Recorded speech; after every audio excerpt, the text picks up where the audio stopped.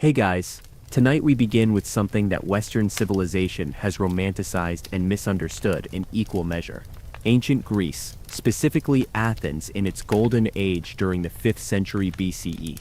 Not the marble statue wonderland of museums, or the philosophical utopia of textbooks, but the actual city where real people lived in a society that was simultaneously remarkably progressive and shockingly restrictive, depending on who you were. We're talking about the birthplace of democracy that excluded the majority of its population from voting, the home of philosophy that relied entirely on slave labor, and a culture that celebrated reason while believing the gods controlled everything from weather to warfare. So, before you get comfortable, take a moment to like the video and subscribe, but only if you genuinely enjoy what I do here, and let me know in the comments where you're tuning in from, and what time it is for you. It's always fascinating to see who's joining us from around the world. Now, dim the lights, maybe turn on a fan for that soft background hum, and let's ease into tonight's journey together.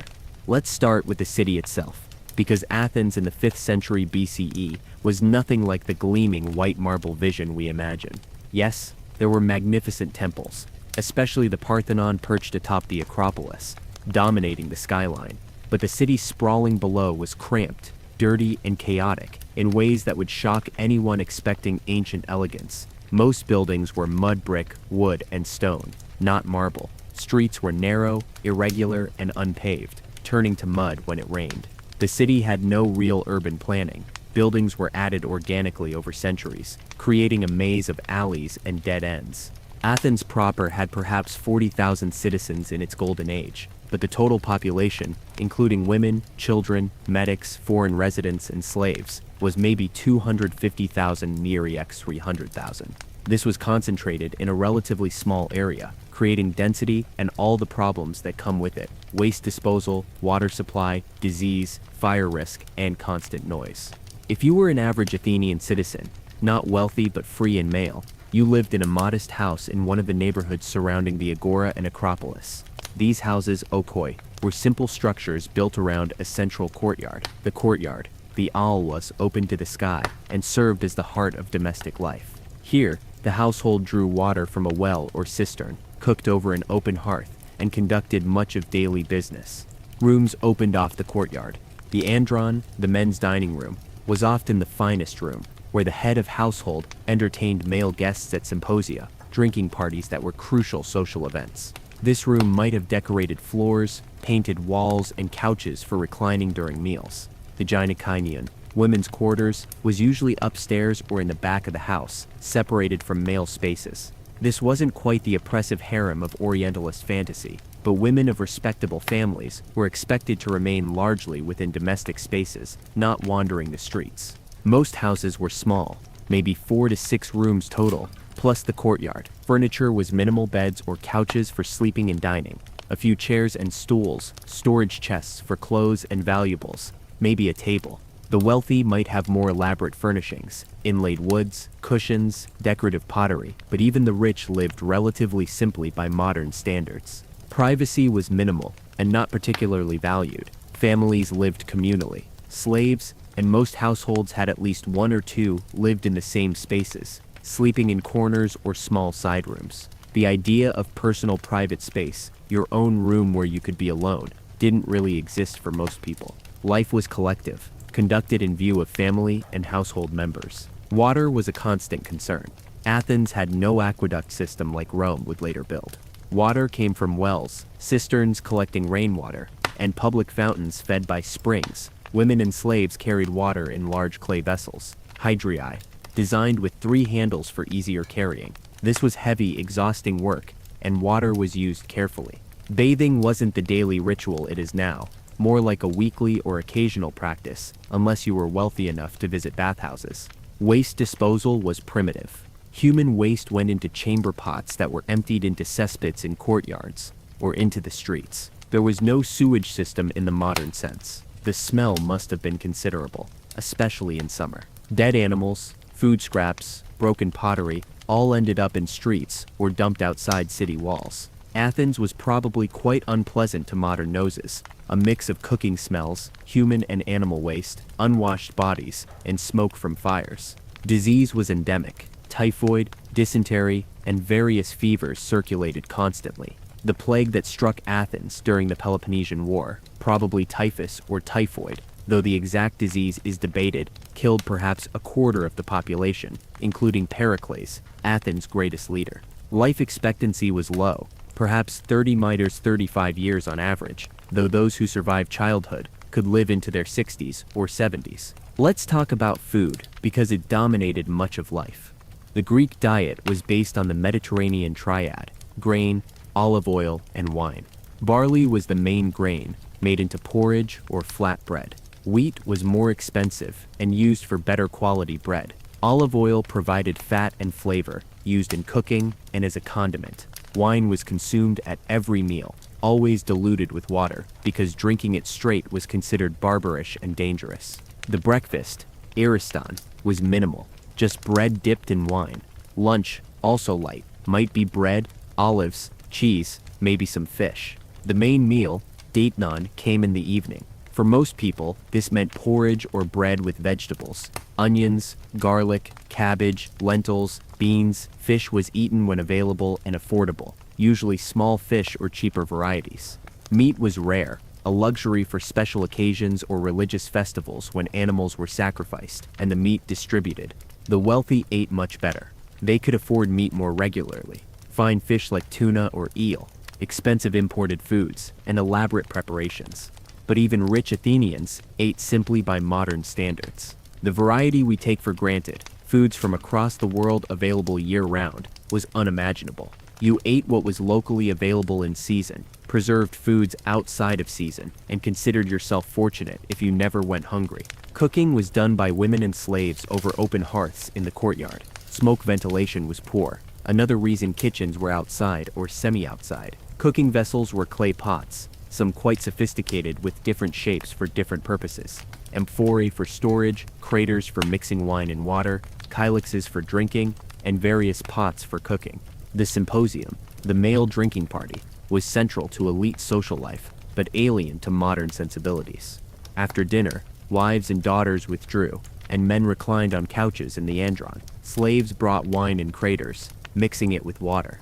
The proportion of wine to water was decided by the symposiarch, the elected master of ceremonies for the evening. Then began drinking, conversation, poetry recitation, singing, philosophical discussion, and often the arrival of heterae, courtesans, who provided entertainment, intellectual conversation, and sexual services. These symposia could last hours, late into the night, and could be quite rowdy. Drinking games were popular. Kautabos involved flinging wine dregs at targets. Songs, scholia, were sung, sometimes with political or satirical content. Philosophical discussions happened, though probably less often than idealized accounts suggest. And yes, sexual activity occurred, both with heterae and between men and boys, the latter being socially acceptable in ways that require careful explanation. Greek attitudes towards sexuality were very different from modern Western norms. Adult men could have sexual relationships with adolescent boys, typically ages 12 to 18, and this was considered normal, even educational, if conducted properly. The older man, the Erastes, was supposed to be a mentor, teaching the younger Eromenus about citizenship, virtue, and proper conduct. The relationship was supposed to be chasteish, at least that was the ideal, with the Erastes pursuing and the Eromenus being reluctant. In practice, sexual relationships clearly occurred, and while some philosophers criticized this, society generally accepted it as part of male education. This wasn't seen as homosexuality in the modern sense, because Greek sexuality wasn't defined by the gender of one's partners, but by the roles taken. Being the active, penetrative partner was masculine and acceptable. Being passive or penetrated was considered shameful for adult male citizens, associated with femininity or foreign customs. So a citizen could pursue boys or women and be considered fully masculine, but being penetrated, even by a woman, carried shame. It's a completely different conceptual framework from modern categories of sexual orientation. Women's lives were extremely restricted, at least for respectable citizen women.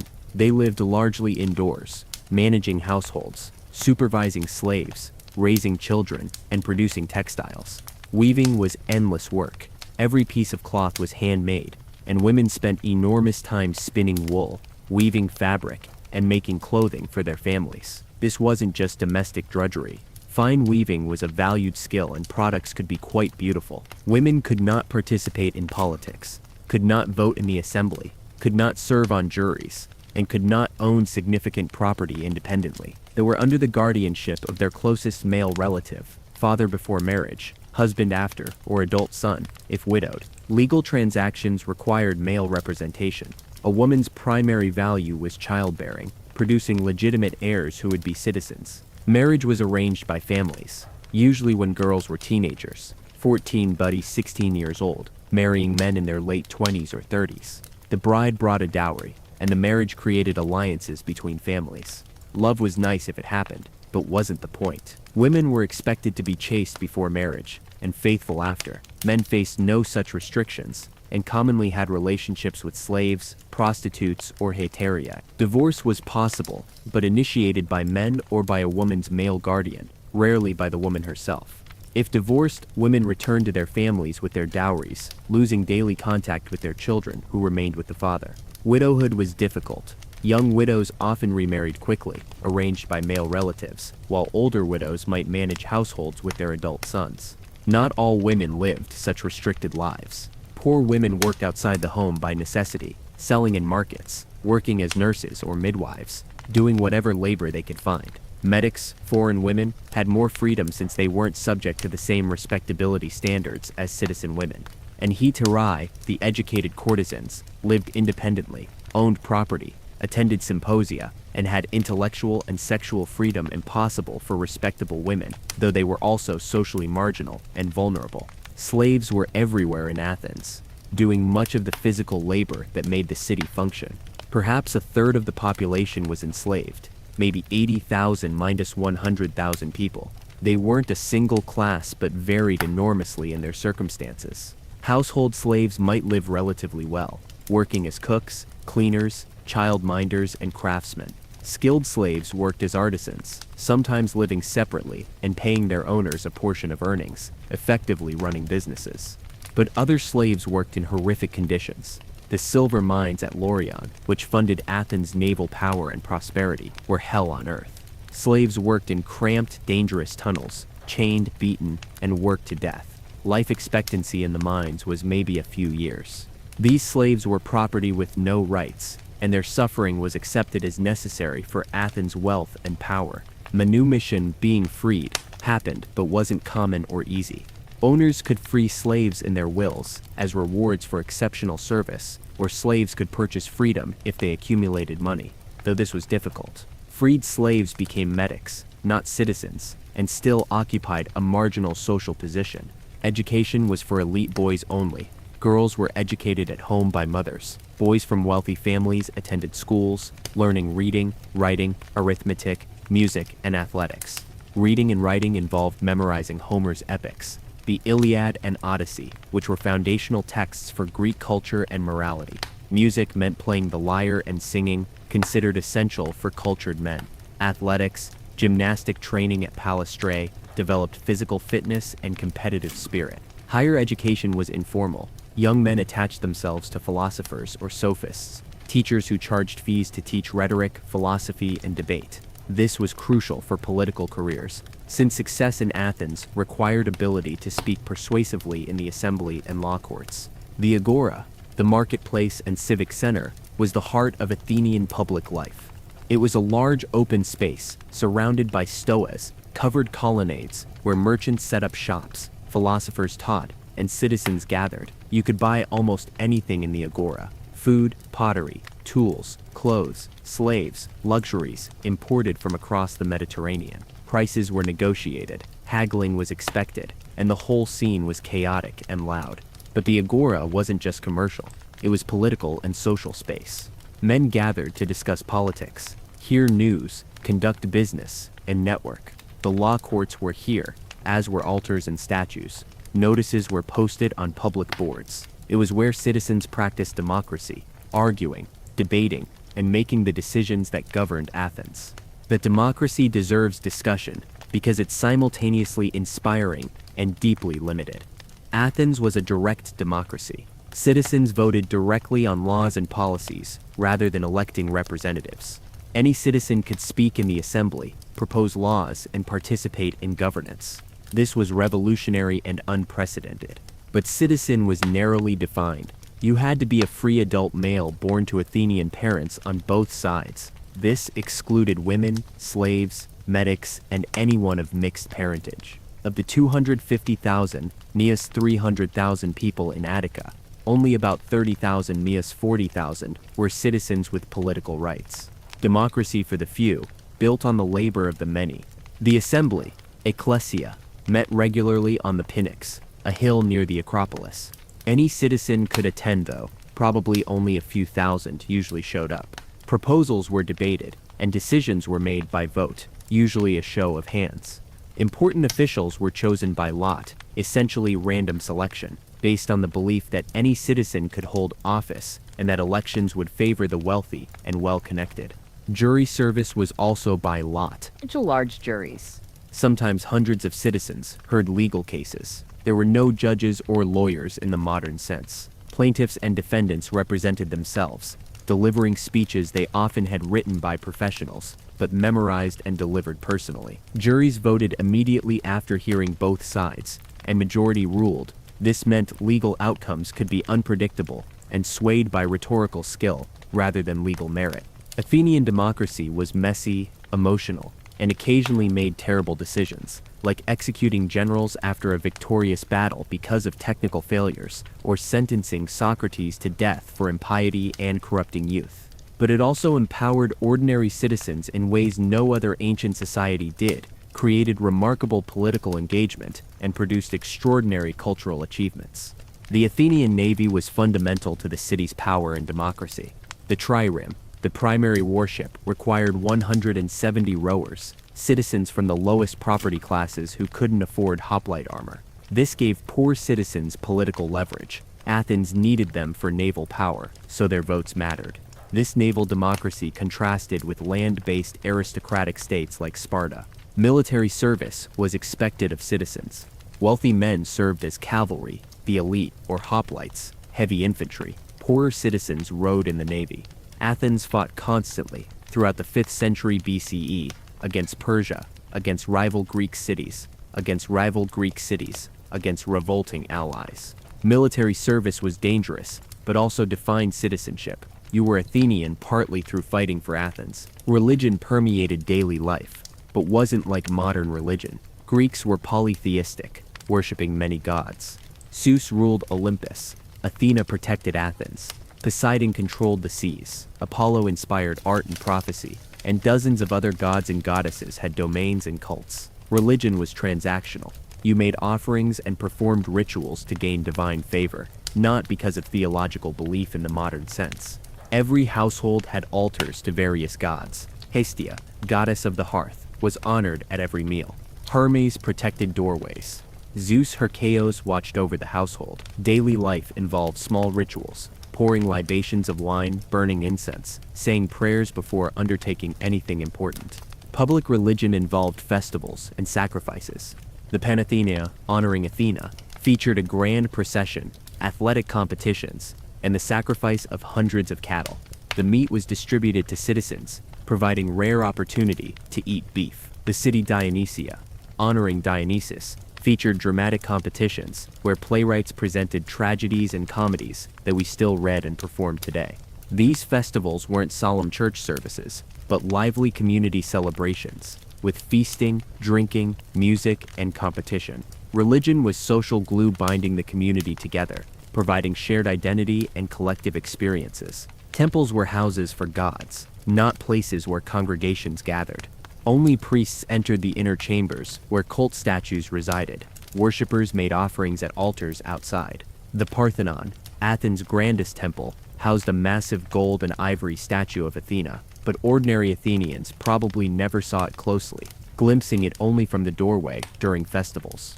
Greek temples were painted in bright colors: reds, blues, golds. The pristine white marble we associate with Greek architecture is the result of paint wearing away over millennia. The actual visual experience would have been colorful, almost garish by modern minimalist tastes, but impressive and awe-inspiring. Entertainment included theater, athletics, and symposia. Theater emerged from religious festivals honoring Dionysus. Playwrights like Aeschylus, Sophocles, and Euripides wrote tragedies exploring human suffering, divine will, and moral dilemmas. These were performed in large outdoor theaters, accommodating thousands. Watching tragedy was a civic activity, citizens collectively engaging with stories about their values, gods, and history. Comedy was bawdy, satirical, and often politically sharp.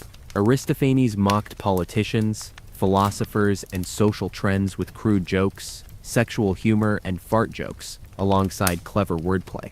This wasn't refined entertainment, but raunchy satire that would make modern audiences blush. Athletics, especially the Olympic Games and other Pan-Hellenic festivals, were hugely important. Athletes competed naked in events like running, wrestling, boxing, and the pentathlon. Winners received only wreaths, not money, but gained enormous prestige. Cities celebrated victorious athletes, honoring them with poems, statues, and sometimes free meals for life. Time moved differently for Athenians. Days were divided into rough periods: dawn, morning, noon, afternoon, evening, night. Precise timekeeping didn't exist for most people. Sundials marked hours in public spaces, but most people oriented by the sun's position and daily routines. You met when the agora was busy, not at 2 p.m. The calendar was lunar, months beginning with the new moon. This created problems aligning lunar months with solar years, requiring periodic adjustments. Different city-states used different calendars, and even determining what day it was could be confusing if you traveled. Work defined most lives. Citizens might own small farms just outside the city, walking out each morning to tend crops, and returning by evening. Craftsmen worked in workshops: potters, blacksmiths, shoemakers, carpenters, all producing goods for sale in the agora. Some citizens lived entirely from rents, owning land worked by slaves or tenant farmers, allowing them to devote time to politics and philosophy. But most Athenians worked hard physically, and the ideology that manual labor was beneath citizens, while being fined for slaves, created contradictions. Citizens did work with their hands, but they aspired not to, creating social tensions and resentment between those who could afford leisure and those who couldn't. As evening came, families gathered for the dies non. The main meal, women, children, and slaves ate together in domestic quarters.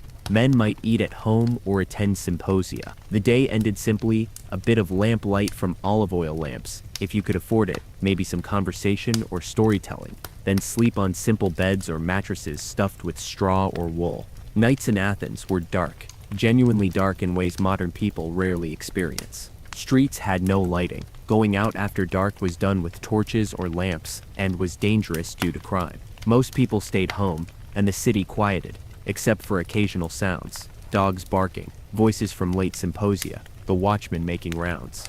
Life in Athens was hard for most people. The democracy we celebrate was exclusive. The philosophy we admire was done by a tiny elite supported by slave labor.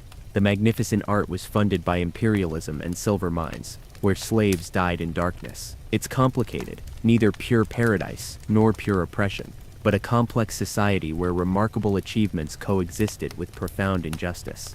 Tonight, as you drift to sleep, imagine an Athenian evening, the Acropolis glowing in the sunset, the Parthenon's painted columns brilliant red and blue. Below, the city settling down, smoke rising from thousands of courtyard hearths. In the agora, last merchants packing up. In the gymnasium, young men finishing exercises. In houses throughout the city, families gathering, oil lamps flickering, the day's work done. Were the Athenians wiser than us? They created democracy, philosophy, and drama. But they also practiced slavery, excluded women, and made war constantly. They were humans, neither better nor worse than us, just different, facing their challenges with the tools and values they had. And from their struggles and achievements, we inherited institutions and ideas that still shape how we think about politics, art, and human potential. Rest well, and let the ancient city, with all its contradictions and accomplishments, carry you gently into sleep. The philosophers have finished their debates. The assembly has adjourned. The theaters are empty. And the people of Athens, citizens and slaves, men and women, all sleep under the same stars that watched over their city for 1,000 years. Tomorrow, they'll wake and do it all again. Tonight, you can rest, knowing that human nature changes less than we imagine, and people 2,500 years ago worried, hoped, and dreamed about remarkably similar things to us. Sleep peacefully, and may the wisdom of Athens, earned through struggle and imperfection, illuminate your dreams with the light of reason, even as you acknowledge the shadows it inevitably casts. And more. We've explored daily life in Athens. Now let's discuss something that emerged from that society and fundamentally shaped how Western civilization thinks philosophy. The word itself is Greek, philosophia, love of wisdom, and what happened in Greece between roughly 600 and 300 BCE was unprecedented. For the first time in recorded history, people systematically questioned everything: nature, knowledge, ethics, existence itself, using reason rather than relying solely on tradition or religious authority. This wasn't just abstract thinking. It was a revolution in human consciousness that created the foundations for science, logic, political theory, and virtually every intellectual discipline we recognize today. So let's understand what Greek philosophy actually was, who these philosophers were as real people, and why ideas developed by men in togas 2,500 years ago still matter profoundly today. Let's start before philosophy, because understanding what came before helps explain why philosophy was revolutionary. Early Greeks, like most ancient peoples, explained the world through mythology. Why does the sun cross the sky? Helios drives his chariot. Why do seasons change? Persephone spends half the year in the underworld. Why do earthquakes happen? Poseidon is angry. These myths weren't primitive ignorance. They were sophisticated stories encoding cultural values and providing explanatory frameworks, but they weren't systematic, testable, or based on observable evidence. The pre-Socratic philosophers, working primarily in the 6th and 5th centuries BCE, began asking different questions. Not which god controls this, but what is this fundamentally made of? They sought natural explanations for natural phenomena, a radical shift from mythological thinking. Thales of Miletus, often called the first philosopher, lived around 600 BCE. He proposed that water was the fundamental substance from which everything else derived. This sounds wrong to modern ears. We know matter is more complex, but the revolutionary part wasn't his specific answer. It was the question itself and the method. Thales used observation and reason, noting that water takes multiple forms: liquid, ice, steam, and that life requires water, and concluded it must be fundamental. He was wrong about the conclusion, but right about the approach. Observe, reason, propose natural explanations. Anaximander, Thales' student, went further. He proposed the apeiron, the boundless or infinite, as the fundamental substance, something more abstract than water, from which all things emerged, and to which they returned. He even suggested something like evolution, that humans developed from fish-like creatures, based on observations that human infants are helpless, while fish offspring are independent, implying humans must have developed differently in the past. Heraclitus believed everything was constantly changing. Flux. You can't step in the same river twice, he famously said, because the water is always flowing. Everything is in motion. Nothing is permanent, and change is the only constant. This idea that reality is fundamentally dynamic rather than static would influence countless later thinkers. Parmenides took the opposite view. Change is illusion, he argued. True reality, being, is eternal, unchanging, and indivisible. What appears to change is merely appearance, not reality. This seems bizarre. Obviously things change, but Parmenides was making a logical point. If something truly changes, it becomes what it was not. But what it was not is non-being, which by definition doesn't exist. So how can something become what doesn't exist? Therefore, real change is logically impossible, and apparent change must be illusion. This sounds like word games, but it raised profound questions about the relationship between appearance and reality, logic and observation, that philosophers still debate. It forced thinkers to clarify their concepts and arguments more rigorously. Democritus proposed atomism.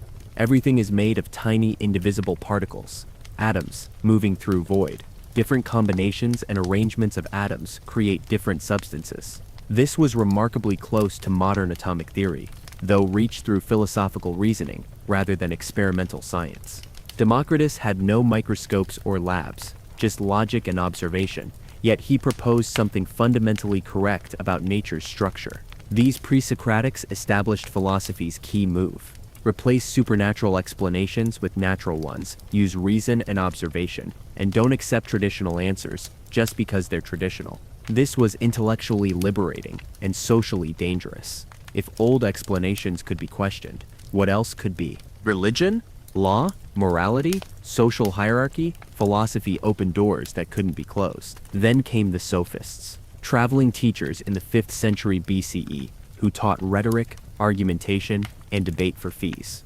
They're often portrayed negatively because Plato hated them, but they were crucial. Sophists like Protagoras argued that truth is relative. Man is the measure of all things. What's true or good for one person or society might not be for another. There are no absolute universal truths, just different perspectives. This relativism was exciting and terrifying. Exciting because it freed people from dogmatic certainty. Terrifying because it seemed to undermine all stable values. If truth is relative, how can we have justice? Law? Morality? The sophists were accused of teaching people to make weaker arguments appear stronger, to win debates regardless of truth, essentially weaponizing rhetoric. This reputation was partly unfair. They were serious thinkers, but it's true that some sophists emphasized winning arguments over pursuing truth. Enter Socrates, probably the most important philosopher who never wrote anything. Everything we know about Socrates comes from his students, primarily Plato, so separating historical Socrates from Plato's literary character is nearly impossible. But the figure who emerges was revolutionary. Socrates wandered Athens, engaging people in conversation, asking questions, examining their beliefs. He claimed to know nothing, and said his wisdom consisted only in recognizing his ignorance. This sounds like false modesty, but it was serious philosophical method. Most people think they understand justice, courage, piety, virtue. Socrates showed through questioning that they didn't, that their beliefs were confused and contradictory. The Socratic method involved asking definitions. What is courage? Someone answers, standing firm in battle. Socrates finds counterexamples. What about strategic retreat? Isn't that sometimes courageous? And isn't standing firm sometimes just stupidity? So the definition fails. They try again and again, usually ending in aporia, recognizing they don't know what they thought they knew. This was infuriating. Imagine someone demolishing your confident beliefs through questions, revealing that you can't even define basic concepts you use daily. People hated Socrates for this. But others, especially young aristocrats, loved watching authority figures humiliated and joined Socrates' circle. Socrates believed that virtue is knowledge. If you truly know what's good, you'll do it. People only do wrong through ignorance.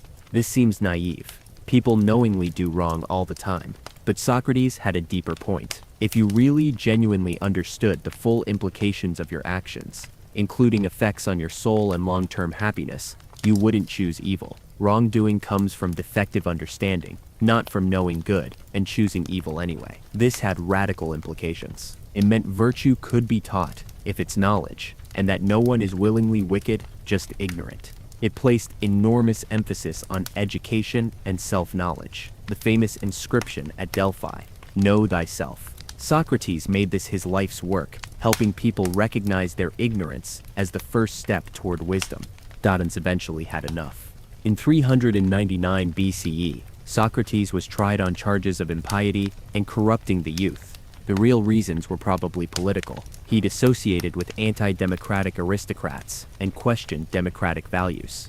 He was found guilty by a jury of 500 citizens and sentenced to death by drinking hemlock. Socrates could have proposed exile as an alternative punishment, and the jury probably would have accepted it. Instead, he argued he deserved reward, not punishment, for his service to Athens, essentially forcing the jury to execute him.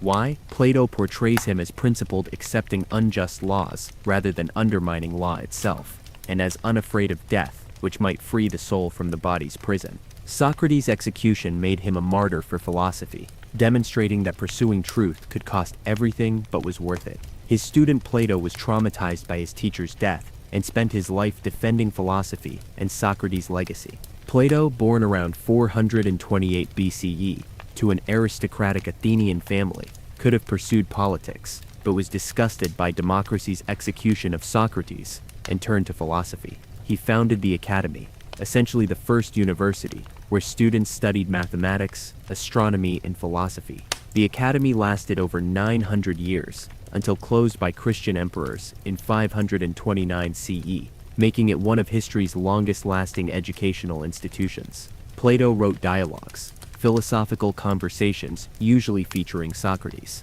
These are extraordinary works, combining literary artistry with philosophical depth. Reading Plato isn't like reading modern philosophy textbooks. It's drama, with characters, settings, and plots, where philosophical arguments emerge through conversation. Plato's central doctrine was the theory of forms. The physical world we perceive is merely appearance, shadow, not true reality. True reality consists of eternal, unchanging forms or ideas. The form of beauty, justice, the good itself. Physical, beautiful things are imperfect copies of the form of beauty. Just actions imitate the form of justice. Everything we experience is a pale reflection of these perfect, eternal forms existing in a non-physical realm. This sounds mystical, and is partly, but Plato had reasons. Consider mathematics. Triangles we draw are imperfect. No actual triangle has perfectly straight sides, yet we can reason about perfect triangles, prove theorems about them. Where do perfect triangles exist? Not in the physical world. They must exist in some non-physical realm, the realm of forms. Similarly, we recognize things as beautiful, or just by comparing them to an innate understanding of beauty or justice itself, the forms. How do we know the forms?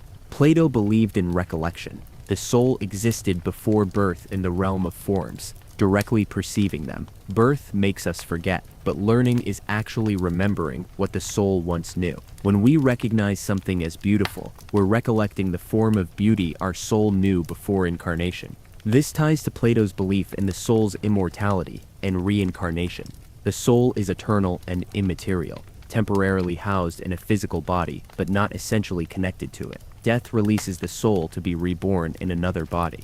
This explains why some people seem naturally gifted. Their souls remember more from previous lives, and it means philosophy is preparation for death, training the soul to detach from bodily concerns and focus on eternal truths. Plato's political philosophy, presented in the Republic, was equally influential and controversial.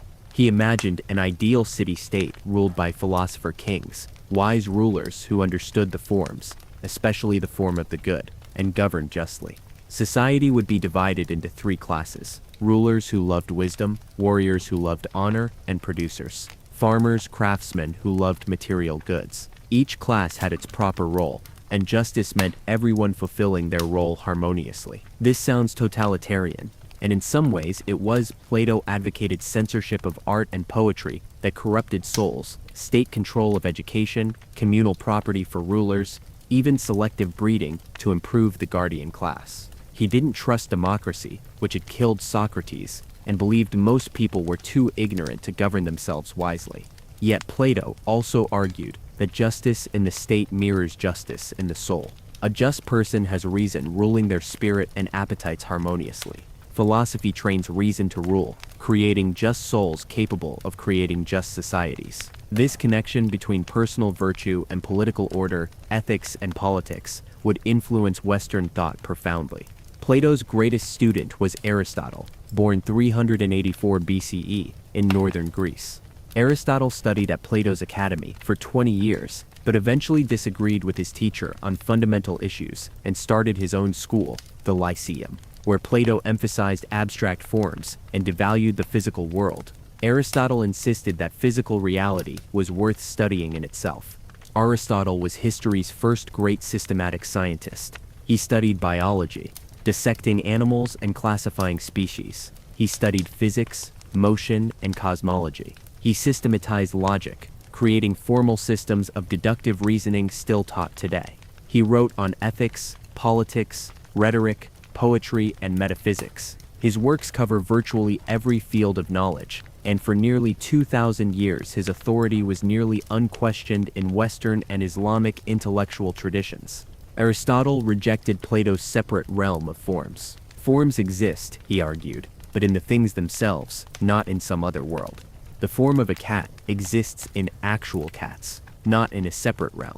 This sounds obvious, but has profound implications. It means we learn about reality by studying the physical world, not by ignoring it to contemplate abstract ideas.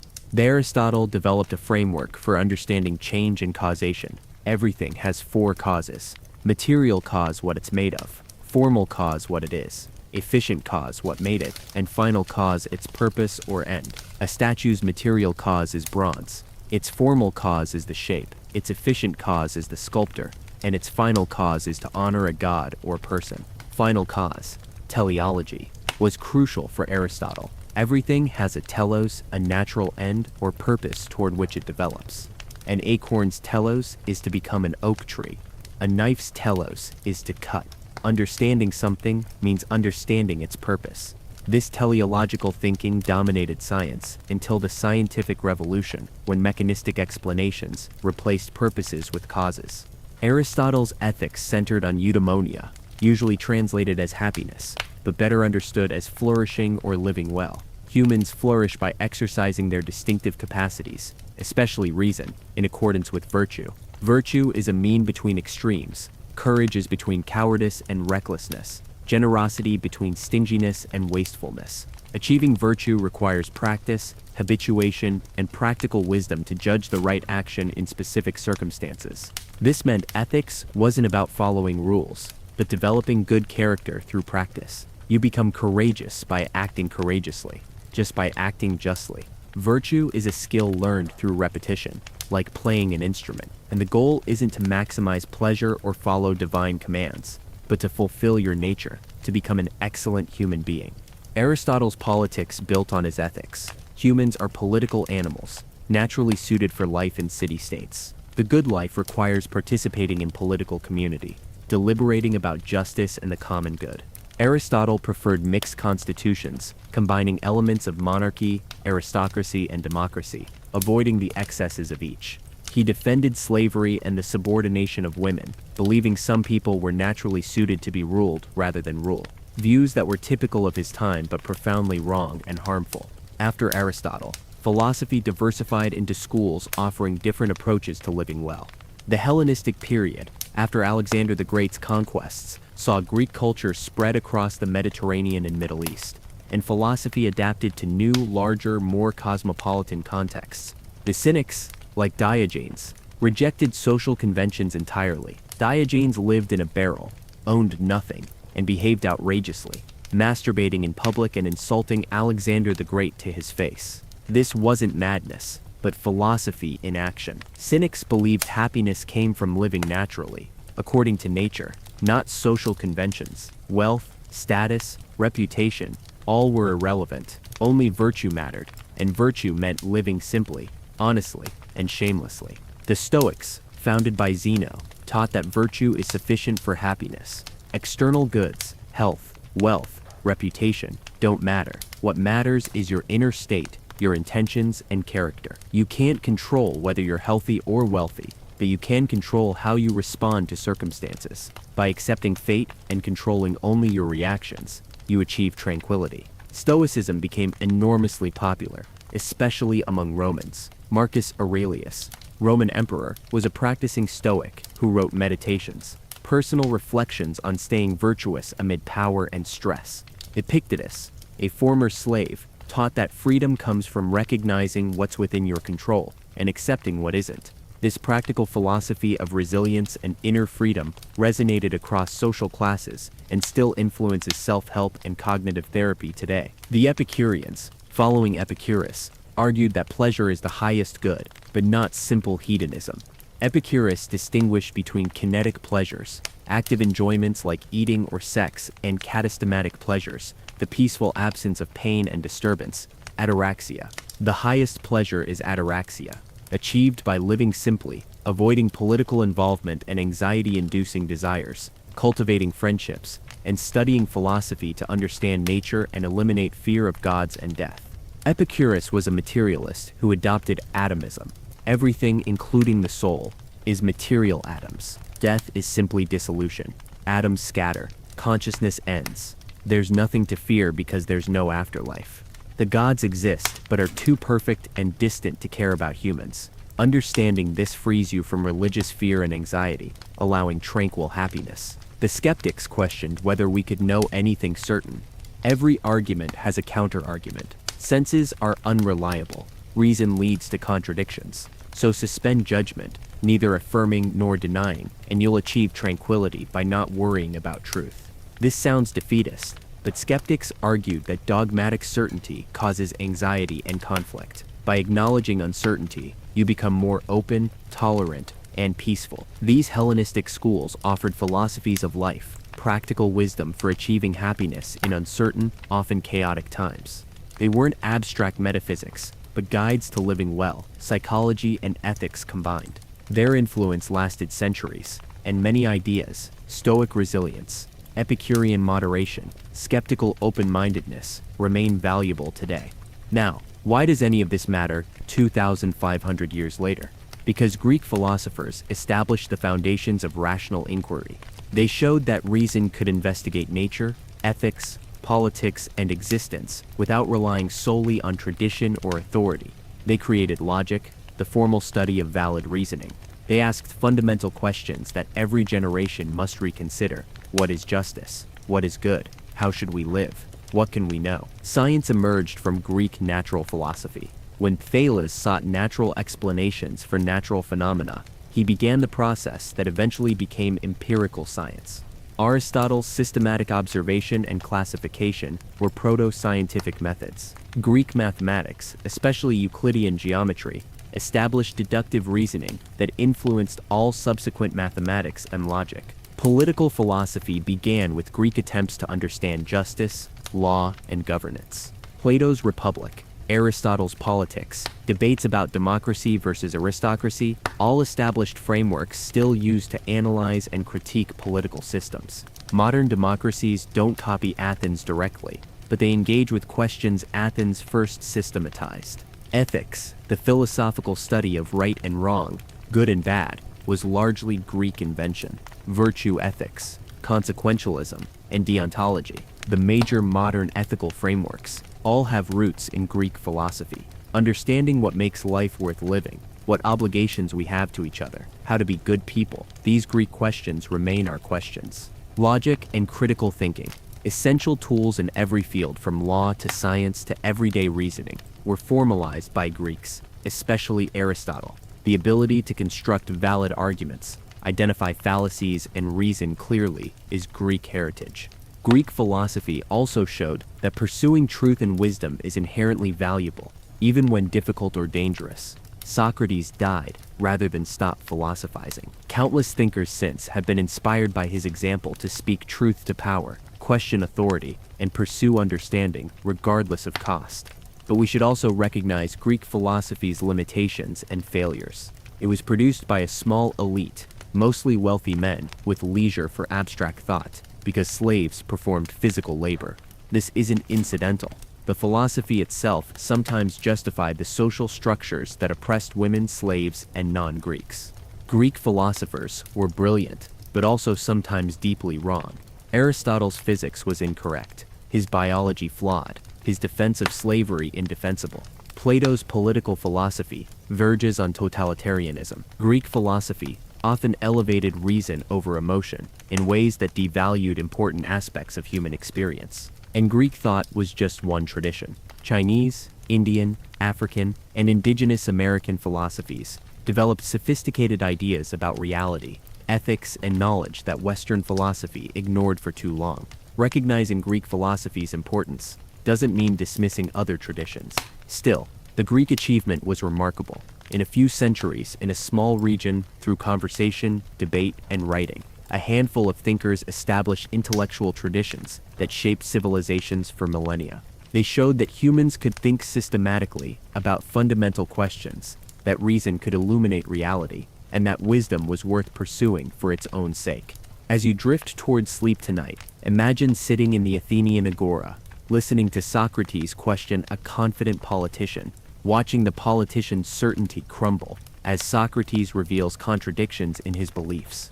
Or picture the Academy's gardens, where Plato teaches students about the forms, pointing upward beyond the physical world to eternal truths. Or envision Aristotle's Lyceum, where students study specimens, dissect animals, and systematically investigate the natural world. These weren't ivory tower exercises. They were passionate attempts to understand reality and live well, pursued with intensity and seriousness we can barely imagine. For these philosophers, ideas literally mattered more than life itself. Socrates chose death over giving up philosophy. That's commitment to truth we should admire, even if we don't fully share it. Tonight, as you sleep, you're inheriting a tradition of thought stretching back 2,500 years. Every time you question an assumption, demand evidence, or reason through a problem, you're doing what Socrates taught. Every time you consider what makes life worth living, you're engaging questions Aristotle investigated. Every time you look for natural explanations rather than supernatural ones, you're following Pele's example. The Greek philosophers are long dead. Their world is gone, but the conversation they started continues. Every generation reinterprets their insights, corrects their errors, and applies their methods to new problems. Philosophy isn't finished, it's ongoing, and you're part of it whether you realize it or not, because the questions they asked are everyone's questions, and the tools they developed are humanity's common inheritance. Rest well, and let the love of wisdom, philosophia, carry you gently into dreams where reason illuminates truth and the examined life proves as worth living as Socrates claimed. Tomorrow you'll wake and continue the conversation, adding your voice to a dialogue that has lasted millennia and will continue long after we're all forgotten. That's not a bad legacy for a few curious Greeks who decided that understanding reality mattered more than anything else. Sleep peacefully, and may your dreams be filled with the clarity of logic, the beauty of wisdom, and the courage to question everything, even your most cherished beliefs. The philosophers would expect nothing less. And more, we've explored daily life in Athens and the revolutionary philosophy that emerged there. Now let's discuss something that permeated every aspect of Greek existence: religion and mythology. These weren't separate domains. Mythology as children's stories, and religion as Sunday morning ritual. They were completely intertwined, a complex web of gods, heroes, rituals, and beliefs that shaped how Greeks understood the cosmos, their place in it, and how to navigate a world they believed was controlled by powerful, capricious, fundamentally human-like divine beings. So let's understand what Greeks actually believed, how they practiced their religion, and why their myths have endured for over 2,500 years. First, we need to clear up a fundamental misunderstanding. Greek religion wasn't like modern Christianity, Judaism, or Islam. There was no sacred text, no Bible or Quran containing authoritative doctrine. There was no organized church, no priesthood with hierarchical authority, no weekly services where congregations gathered to worship, and most importantly, there was no requirement to believe specific doctrines. Greek religion was about practice, not belief. What mattered was performing the correct rituals, making proper offerings, and honoring the gods through actions, not whether you believed specific stories about them. The myths, stories about gods and heroes we call Greek mythology, were fluid and contradictory. Different cities told different versions. Poets reinterpreted stories freely. There was no canonical version of most myths, just variations performed, told, and adapted constantly. Homer's Iliad and Odyssey were foundational texts, memorized and revered, but they were poetry, not scripture. Hesiod's Theogony provided one account of the gods' origins and genealogies, but other accounts existed and were equally valid. This flexibility meant Greek religion could accommodate enormous diversity. Every city-state polis had patron gods. Athens honored Athena above all. Sparta honored Artemis and Ares. Corinth honored Aphrodite. These weren't different religions, but local emphases within a shared framework. You could honor Athena in Athens and Poseidon in Corinth without contradiction, because Greek religion was pluralistic and non-dogmatic. Let's start with the gods themselves, the Olympians, the major deities who supposedly lived on Mount Olympus. Zeus ruled as king of gods, controlling the sky, weather, and cosmic order. But Zeus was far from omnipotent or perfectly moral. Greek gods were powerful, but not all-powerful, immortal, but not unchanging, and prone to jealousy, anger, lust, and pettiness. Zeus himself was a serial adulterer, constantly pursuing mortal women and nymphs, much to his wife Hera's fury. Hera, queen of the gods, presided over marriage and family, yet her own marriage was a disaster of infidelity and revenge. She spent much of her mythological time punishing Zeus's lovers and illegitimate children, not Zeus himself. This reflects Greek patriarchal reality, where wronged wives blamed other women rather than their unfaithful husbands. Poseidon controlled the seas, earthquakes, and horses. He was powerful and volatile, quick to anger, sending storms to punish those who offended him. Sailors made offerings to Poseidon before voyages, hoping for safe passage, and credited him when they survived storms. Athena, goddess of wisdom, warfare, and crafts, was born fully armored from Zeus's head after he swallowed her pregnant mother. She remained a virgin goddess, representing rational, strategic thinking, contrasted with Ares's chaotic brutality. Athens was her city, and the Parthenon housed her cult statue. Apollo represented reason, music, poetry, prophecy, and the sun. He was associated with the Delphic oracle, the most important prophetic site in Greece, where a priestess, the Pythia, delivered cryptic prophecies supposedly from Apollo. These prophecies influenced major political and military decisions, giving the Delphic sanctuary enormous power. Artemis, Apollo's twin, was goddess of the hunt, wilderness, and childbirth. She too was a virgin goddess, fiercely independent and dangerous to men who offended her. She protected young women, but could also be merciless, as in the myth of Actaeon, the hunter who saw her bathing and was transformed into a stag and killed by his own hounds.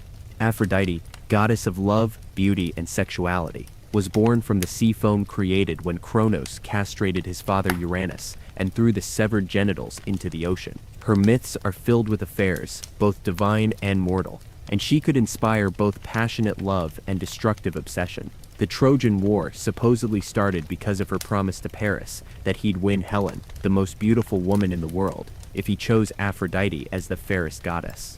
Mars, god of war, represented its brutal, chaotic aspects, bloodlust, and violence. Greeks respected military prowess but not mindless savagery, so Ares was less honored than Athena, who represented strategic, disciplined warfare. He was often portrayed as arrogant and not particularly bright, a brawler rather than a general. Hephaestus, the smith god, crafted divine weapons and objects. He was the only physically imperfect Olympian, lame from birth or from being thrown from Olympus, depending on the version. Despite his disability and his wife Aphrodite's constant infidelity, Hephaestus was skilled and creative, representing the value of craft and ingenuity. Hermes, the messenger god, also presided over travelers, merchants, thieves, and boundaries. He was clever, mischievous, and helpful, guiding souls to the underworld and assisting heroes. His Roman equivalent Mercury reflects his association with commerce and communication. Demeter, goddess of agriculture and the harvest, controlled crop fertility. Her myth with her daughter Persephone explained the seasons. Hades, god of the underworld, abducted Persephone. Demeter's grief caused winter, crops failing while she searched for her daughter. Eventually, Zeus negotiated Persephone's return, but because she'd eaten pomegranate seeds in the underworld, she had to return there for part of each year. When Persephone was underground, Demeter grieved and winter came. When Persephone returned, spring arrived and crops grew. This myth was central to the Eleusinian mysteries, secret religious rites promising initiates better afterlife prospects. We don't know exactly what happened in these mysteries. Initiates were sworn to secrecy and kept it, but they involved ritual reenactments of Demeter and Persephone's story and promised that death wasn't final, that some form of blessed existence awaited the initiated. Dionysus, god of wine, theater, ecstasy, and madness, was a late addition to Olympus, foreign and transgressive.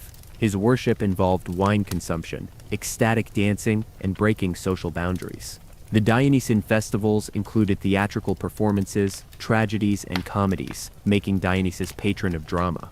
His Maenaces, female followers, were said to achieve divine frenzy, superhuman strength, and occasionally tear animals or even men apart in their ecstatic state. These gods weren't allegories or symbols. Greeks believed they were real, powerful beings who could and did intervene in human affairs. You might see a god disguised as a stranger, the story said. So hospitality was sacred because any guest might be divine.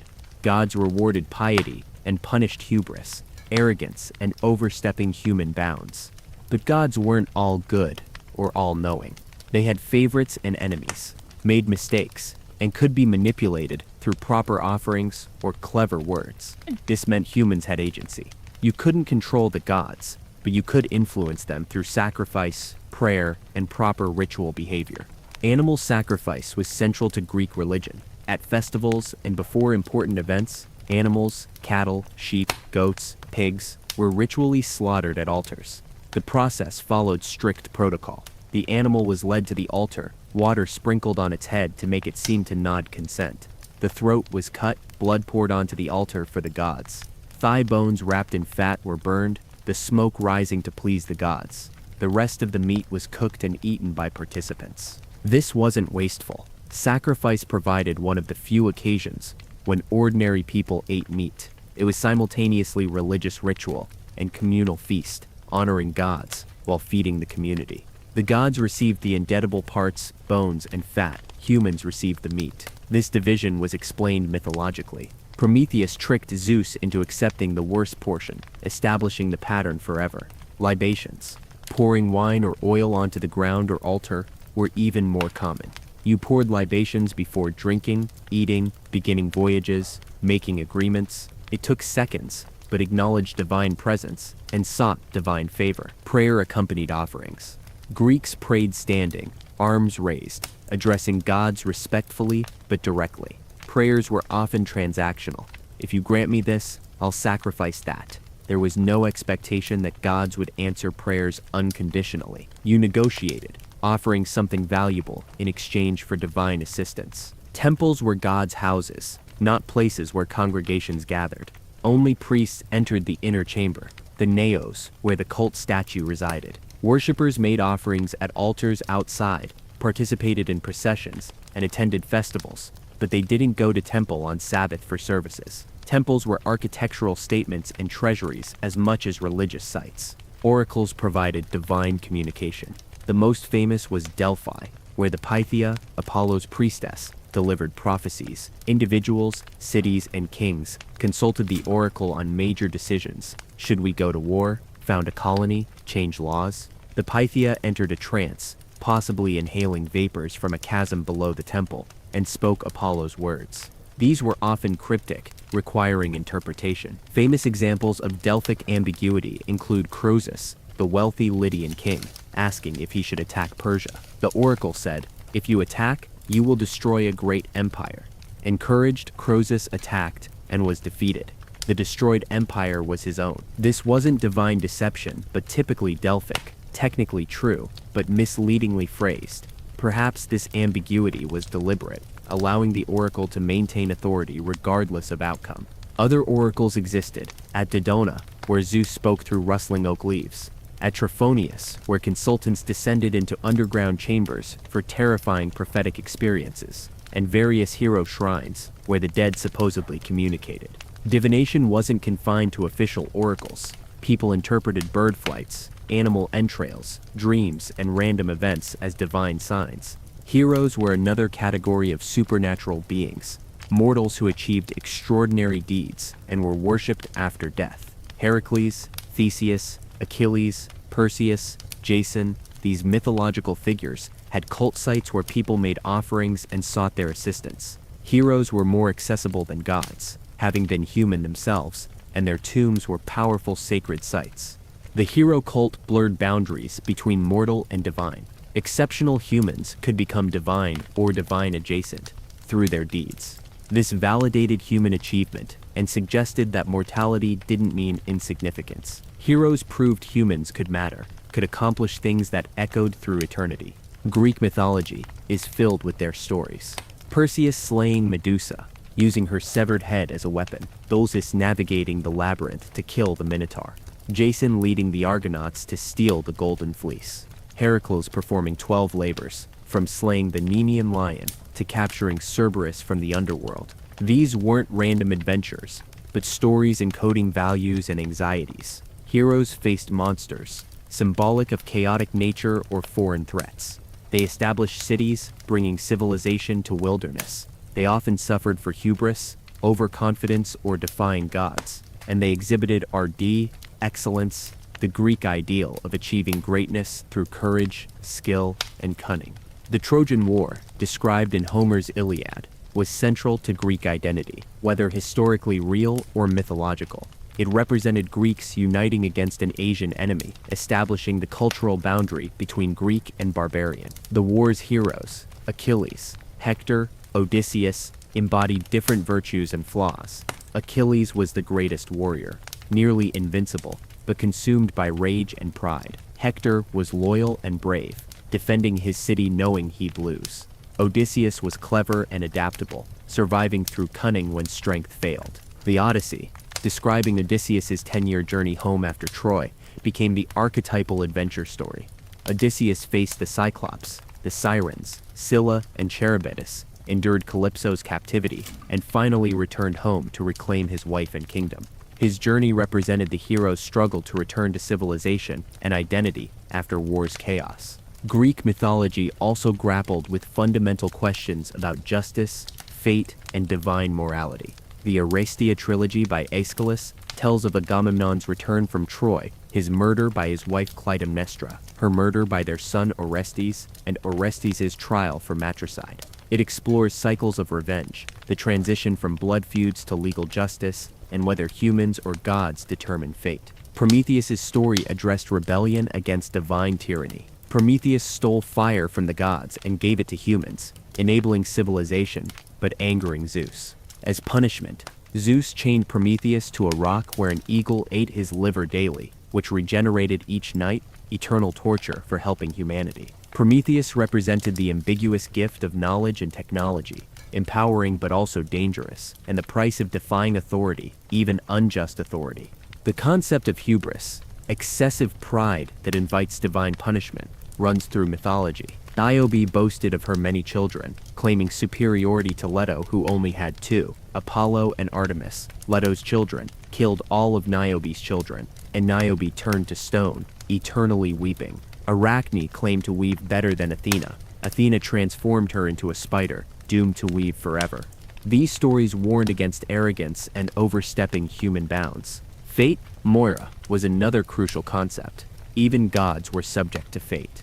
The Fates, three sisters, spun, measured, and cut the thread of each life, determining its length and events. You couldn't escape fate. Oedipus's parents tried to avoid the prophecy that he'd kill his father and marry his mother, abandoning him as an infant. But fate ensured Oedipus, unknowing, killed his father and married his mother anyway. The tragedy wasn't that Oedipus was evil, but that he was doomed regardless of intentions. This fatalism coexisted strangely with the belief that humans had agency and gods could be influenced. Perhaps the resolution was that major life events, birth, death, significant outcomes, were fated, but how you faced fate mattered morally. You couldn't avoid death, but you could die with courage or cowardice. You couldn't prevent suffering, but you could endure with dignity or crumble.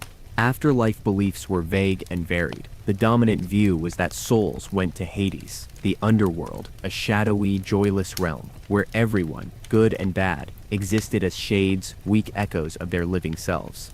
A few exceptional individuals reached Elysium, a blessed paradise, or were punished in Tartarus for extraordinary crimes, but most people just faded into gray nothingness. This meant Greek religion focused on this life, not the next. You sought happiness, honor, and memory in life, not salvation after death. Immortality came through fame, kletos, having your deeds remembered in songs and stories, not through blessed afterlife. However, mystery religions offered alternative visions. The Eleusinian mysteries promised better afterlife for initiates. Orphism, a mystery cult centered on Orpheus, taught reincarnation and purification, suggesting souls could eventually escape the cycle and reach divine existence. Pythagoreanism combined mysticism with mathematics and philosophy, advocating asceticism and vegetarianism to purify the soul. These mystery traditions influenced later philosophy and early Christianity, which adopted ideas about soul immortality, judgment after death, and salvation through proper knowledge or behavior. But in classical Greek religion, death was final and depressing, making this life all the more precious. Festivals punctuated the year, honoring different gods and marking agricultural and social cycles. The Panathenaea, Athens' grandest festival, honored Athena with processions, athletic competitions, and sacrifices. The city Dionysia, featured dramatic competitions, tragedies, and comedies performed before thousands. The Olympic Games, held every 4 years at Olympia, honored Zeus with athletic competitions that brought Greeks from across the Mediterranean, temporarily suspending wars for athletes to compete. These festivals were simultaneously religious, social, and civic events. They reinforced community identity, allowed citizens to gather and celebrate shared culture, and honored gods who protected the city. Religion wasn't separate from daily life, but woven through it, giving meaning and structure to existence. Greek views on death and burial also reflected religious beliefs. Proper burial was essential for the soul to reach the underworld peacefully. Unburied dead became restless ghosts, wandering and potentially dangerous. This made denying burial an extreme punishment, as Antigone's tragedy explores when she defies the king to bury her brother.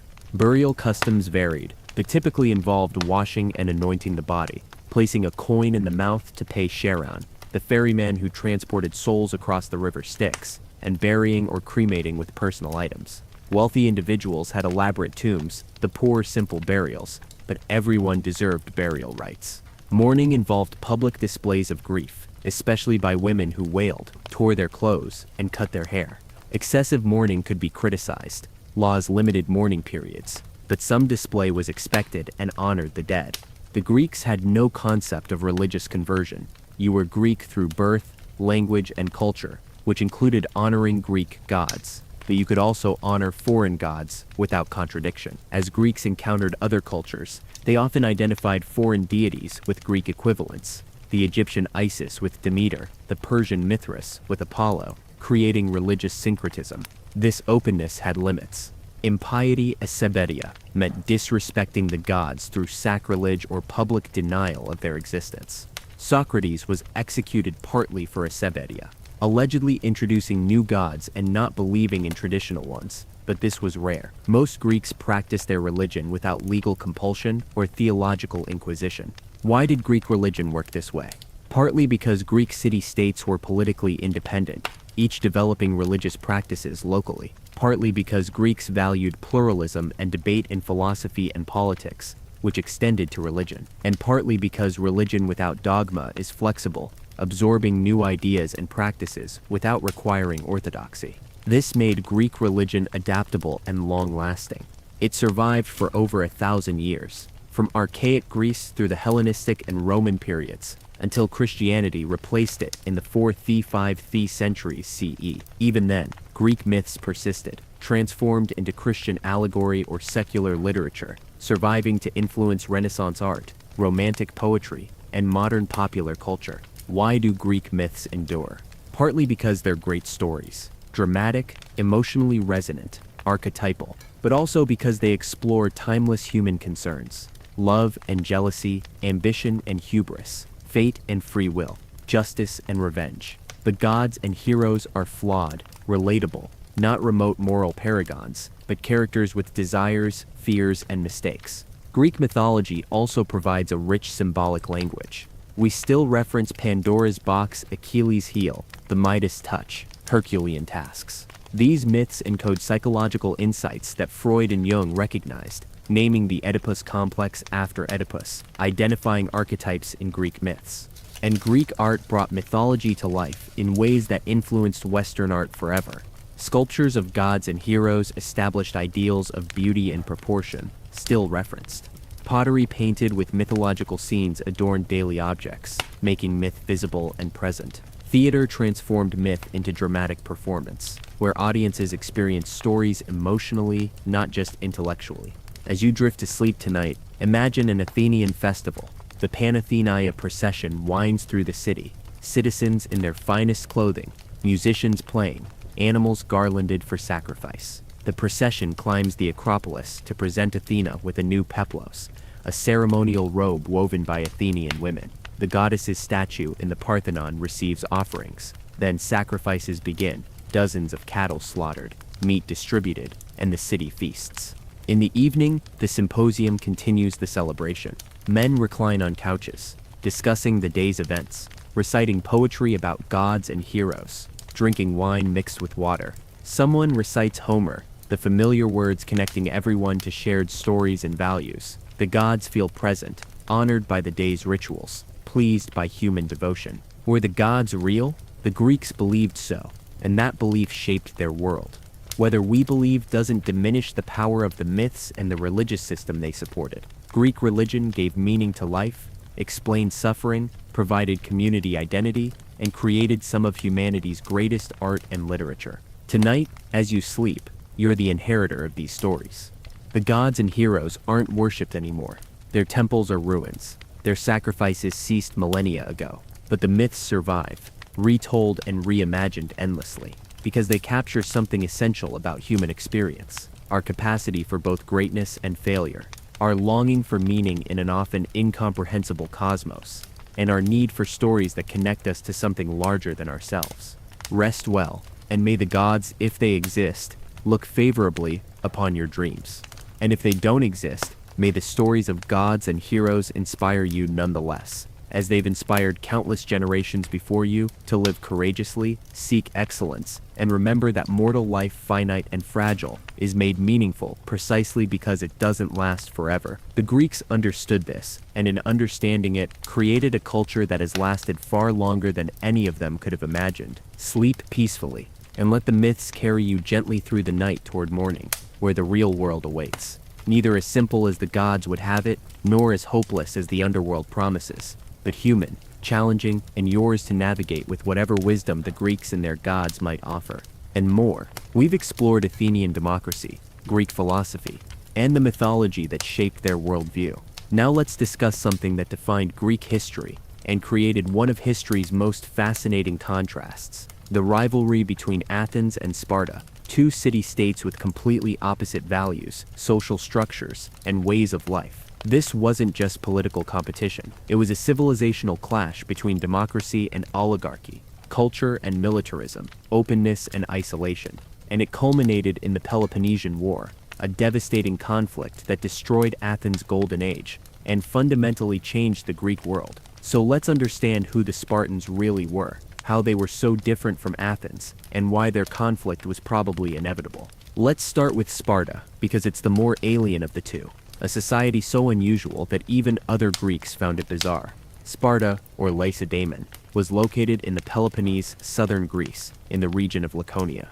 Unlike Athens with its magnificent architecture and bustling agora, Sparta was deliberately austere, almost anti-urban. Spartan men didn't live in comfortable homes with their families, but in military barracks until age 30. The city had no walls. Spartans considered walls cowardly, relying instead on the wooden walls of their shields and spears. There were no great temples or public buildings, at least nothing comparable to Athens' Parthenon.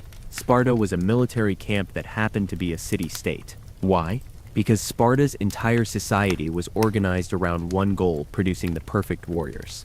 And the reason for this obsessive militarism was fear. Sparta had conquered its neighbors, particularly Messenia, and enslaved the population. These helots, as enslaved Messenians were called, outnumbered Spartan citizens perhaps 7 or 8 to 1. Maintaining control over a hostile, much larger population required constant military readiness and brutal suppression. Spartan society was essentially a permanent counterinsurgency operation. Every aspect of Spartan life served military purposes. Male citizens, Spartiates, began military training at age 7, when boys were taken from their families and entered the agoga, the state education system. This wasn't school as we understand it, but brutal conditioning designed to create obedient, tough, fearless soldiers. Boys lived in barracks, slept on reed mats, received minimal food intentionally, so they'd learn to steal and forage, and were beaten regularly to build pain tolerance. The training emphasized endurance and conformity. Boys ran barefoot year-round, trained in weapons and tactics, and learned to survive with minimal resources. They were organized into age groups, agili, led by older boys who enforced discipline through violence.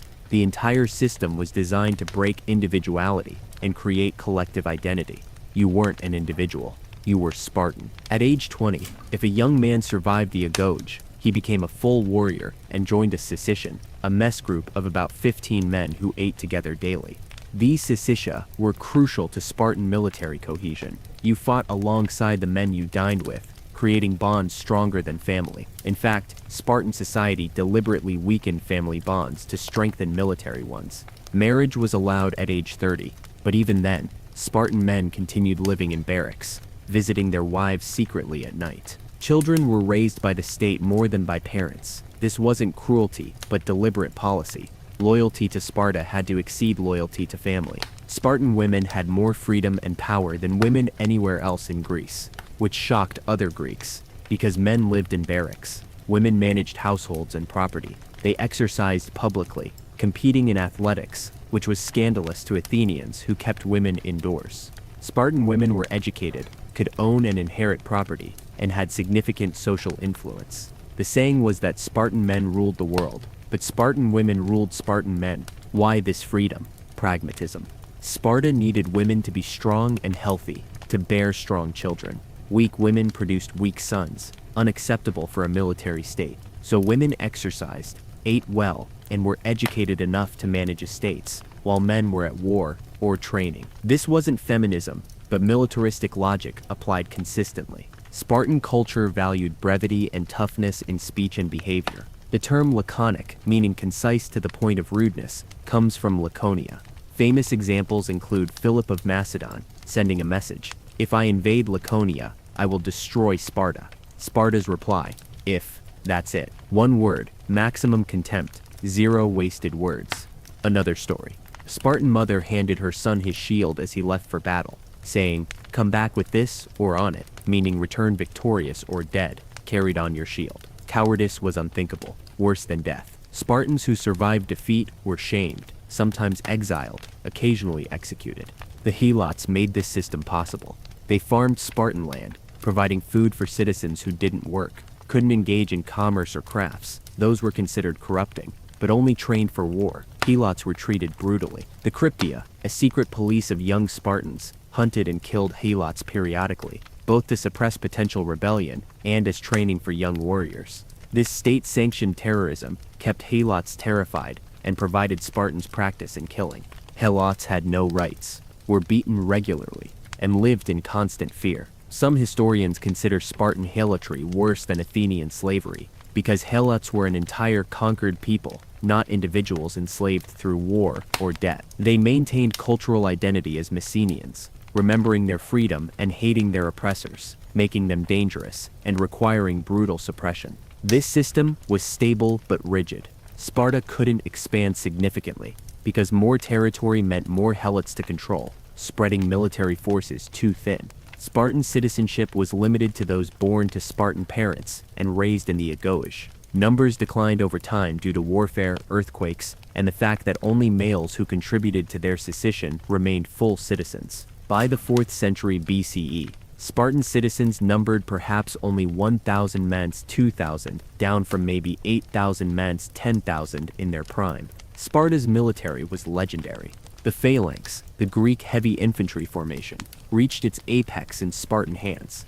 Spartiates fought in dense formation, shields overlapping, spears bristling forward, moving in disciplined unison. Breaking a Spartan phalanx was nearly impossible. Individual Spartans might not have been supermen, though their training was superior, but their discipline and cohesion were unmatched. The Battle of Thermopylae in 480 BCE, where 300 Spartans and about 700 other Greeks held a narrow pass against the massive Persian army for 3 days, epitomizes Spartan values. They knew they'd die, but held the position to delay the Persians, allowing Greek city-states to prepare.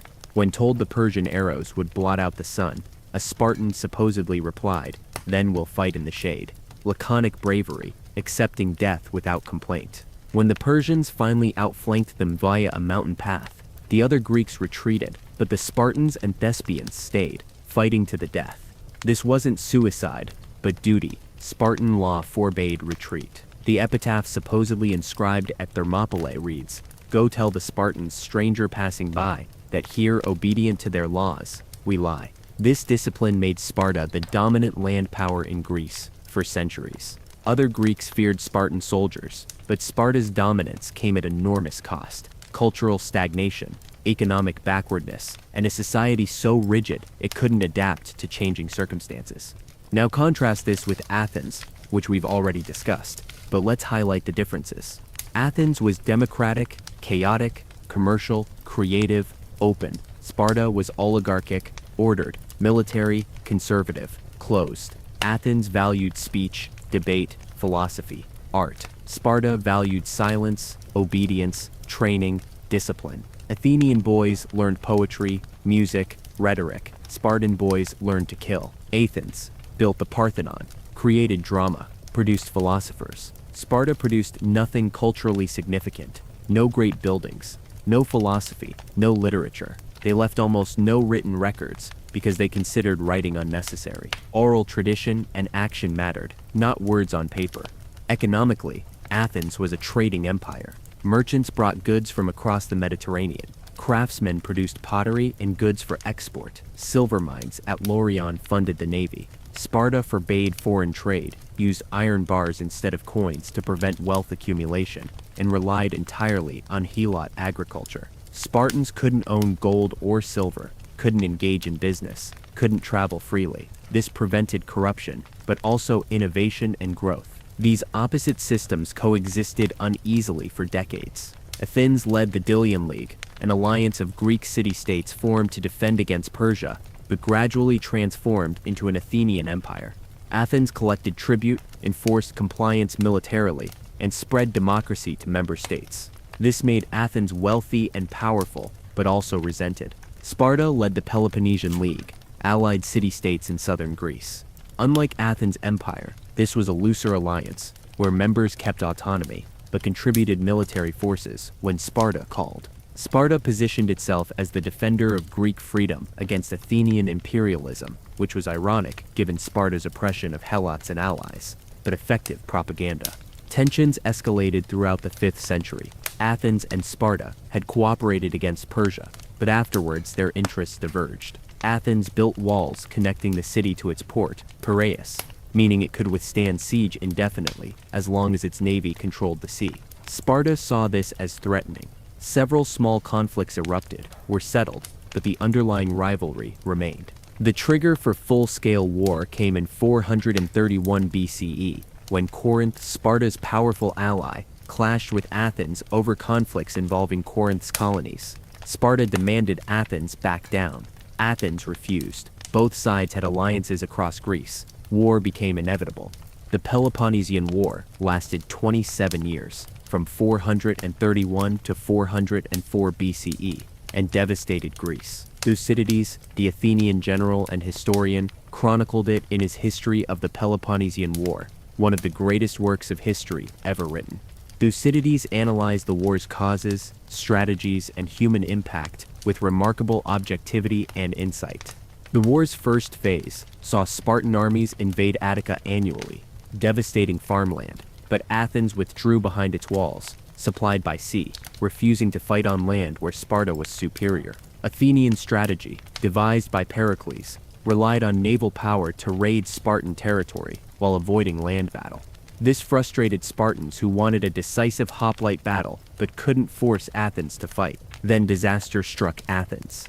A plague, probably typhus or typhoid, entered via the port and spread through the crowded city. Perhaps a quarter of Athens' population died, including Pericles. The plague narrative in Thucydides is harrowing, describing social breakdown, people dying in streets, laws ignored, traditional burial rites abandoned.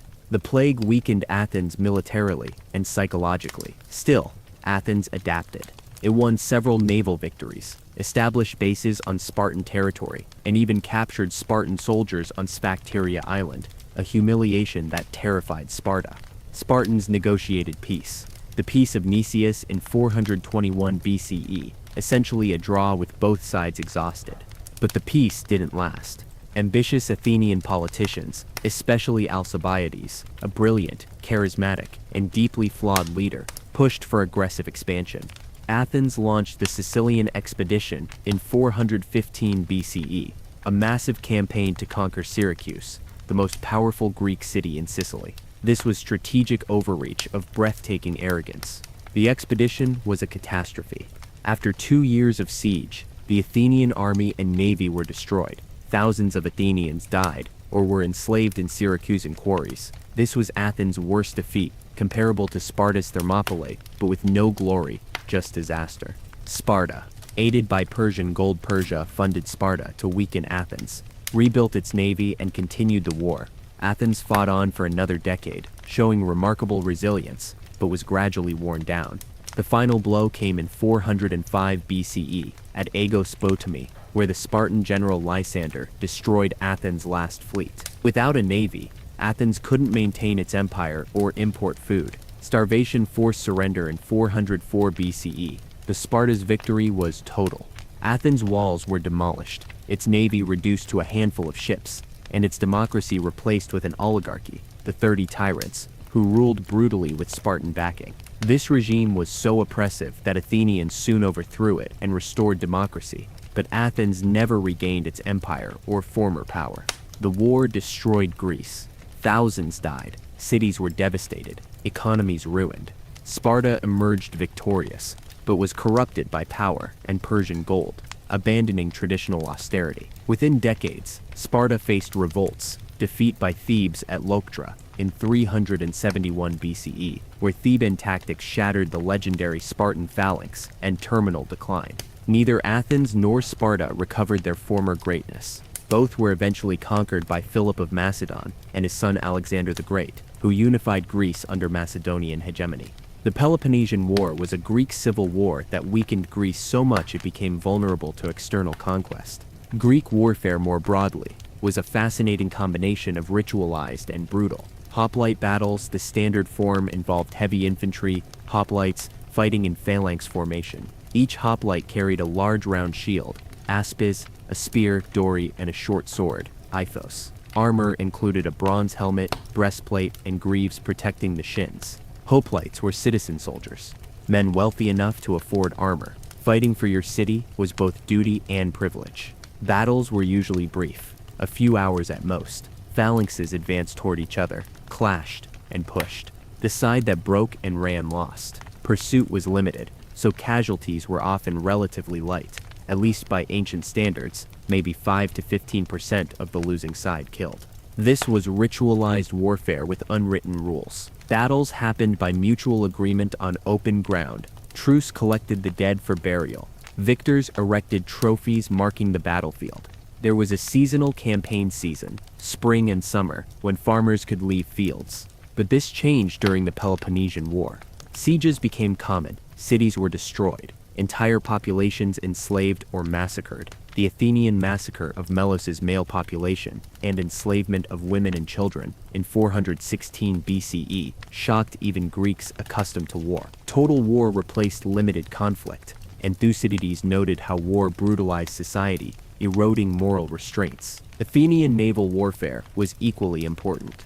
The trireme, the standard warship, was a technological marvel. A sleek vessel powered by 170 rowers, arranged in 3 tiers, capable of ramming enemy ships with a bronze ram on the prow. Naval battles required skill and timing, ships maneuvering to ram opponents' sides or shear off their oars before boarding or ramming. Athenian naval dominance came from professional rowers, the poorest citizens who couldn't afford hoplite equipment but served in the navy, creating a democratic naval power contrasting with aristocratic hoplite warfare. This gave lower classes political leverage. Their service was essential and contributed to Athenian democracy's expansion. The contrast between Athens and Sparta raises fundamental questions about values and trade-offs. Sparta achieved military excellence, but at the cost of culture, freedom, and humanity. Its helot system was monstrously oppressive. Its citizens were indoctrinated rather than educated, and it contributed virtually nothing to human civilization beyond military tactics. Athens was flawed too. Slavery, limited democracy, imperialism, but it created philosophy, drama, art, and political innovations that influenced the world for millennia. Athens was open, creative, and humane in ways Sparta never was. Which was better? From a military standpoint, Sparta, at least until its decline. From a cultural standpoint, Athens by far. From a human rights standpoint, both were terrible by modern standards, but Athens was less oppressive. The question really is, what do we value? Security, or freedom, discipline or creativity, stability or innovation. The Greek solution was pluralism, multiple city-states trying different approaches. Some were democratic, some oligarchic, some tyrannical. This diversity created competition, innovation, and comparison. Greeks could debate which system worked better because examples existed, but it also created conflict. The Peloponnesian War demonstrated the destructive potential of ideological rivalry. Athens and Sparta destroyed each other over incompatible visions of Greek society. Neither vision survived intact. The war's lesson, perhaps, is that ideological certainty and winner-take-all conflicts rarely end well. As you settle into sleep tonight, imagine the battlefield of Plataea in 479 BCE, where Greeks united against Persia, Spartans and Athenians fighting side by side, or the siege of Athens in 404 BCE, starving citizens watching their walls demolished, their empire lost. These weren't abstractions, but real people whose choices, values, and conflicts shaped history. Sparta and Athens represented different answers to how society should organize itself. Sparta prioritized order, discipline, and military strength. Athens prioritized freedom, debate, and cultural achievement. Both had strengths and fatal flaws. Both ultimately failed to sustain their systems. But their rivalry, for all its destruction, demonstrated human capacity for diverse social organization. There's no single correct way to structure society. Different values produce different results, and trade-offs are inevitable. Sparta's military excellence required brutal oppression. Athens' cultural flowering required slavery and imperialism. Perfection eluded both. What survived wasn't either city's political system, but their cultural contributions. Spartan example of discipline and sacrifice, Athenian philosophy and drama. These outlived the states that produced them, influencing civilizations for millennia. Tonight, rest knowing that human societies have always struggled with these questions. How much freedom should we sacrifice for security? How much equality can we achieve without tyranny? How do we balance individual rights against collective needs? Athens and Sparta gave different answers. We're still trying to find our own. Sleep well, and let the clash of bronze shields, the roar of triremes, and the passionate debates of the Athenian assembly fade into the quiet darkness. Tomorrow continues, but tonight, you can rest, carried by the knowledge that humans have always faced impossible choices between competing goods, and have always somehow found ways to muddle through, creating something worth preserving even from tragedy and conflict.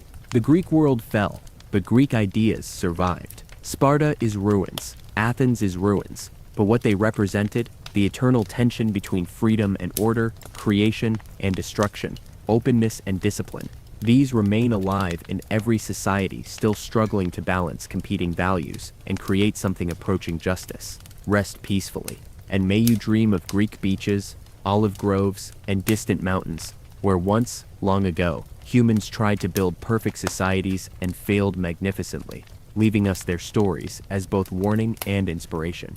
Sleep now, the ancients have done their part. Tomorrow, you'll continue the conversation they started, whether you realize it or not. For now, let history carry you gently into dreams.